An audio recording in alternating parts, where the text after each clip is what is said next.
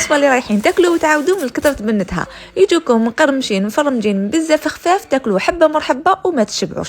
ونزيدوا معاها هاد لاصوب اللي رايحه تنحي لكم الحصله والحيره تاع طياب وزيت بزاف بنينه.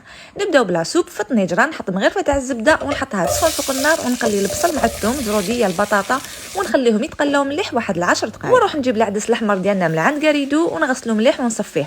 وهاد لاصوب رايحه تكون بالطريقه التركيه. نزيد لها شويه تاع العكريل، كمون، فلفل الكحل والملح، ونمرق بالماء سخون مع شويه تاع الطوماطيش، نغطيه ونخليها تطيب على خضر. وهنايا عندي بطاطا مغليه، نزيد لها المعدنوس، الفرماج، زيدوا شحال حبيتو، شويه تاع لا شابلور، ملح، فلفل الكحل، توابل البطاطا وشويه تاع البيض. توابل البطاطا تقدروا تعوضوهم بشويه تاع الكركم مع شويه تاع نخلطهم مليح ونخليها واحد 10 دقائق في الثلاجه. ومن جهه نعاود نولي الطنجره تاعي بعد ما طابت الخضره ونميكسيها، وشوفوا لي هذاك القوام وواحد الريحه ولو كان ذوقوا البنه. ونزيد نخليها تغلي 5 دقائق، نجيب لا شابلور ونزيد البيض، نشكل كريه تاع البطاطا، وفي قلب كل حبه نحط شويه تاع الفرماج، نربطهم في البيض من بعد في لا شابلور. اذا خفتوا ينحلوا لكم في المقله تقدروا تخلوهم يبردوا شويه في الثلاجه، من بعد تروحوا تقلوهم في زيت سخونه، يلزم تكون غامقه. طيبوهم على النار متوسطه غير يتحمروا، ونحوهم. وفي المقله نحط شويه تاع الزبده، ونجيب العكرين نحطها بالمغرفه ونخليه غير يبدا يبقبق ونطفي عليه. ودوكا ما بقى لكم غير تستمتعوا بالبنه. هذيك لاصوب نزيد لها هذيك الخلطه تاع العكرين من الفوق، ما تنساوش عصره تاع القارص، وزيدوا معاها هاد لي كروكات اللي واش نحكي لكم على بنتهم. وحاجه باينه باش تعرفوا بنتها لازم عليكم تجربوها، شهيه طيبه، وسلام عليكم.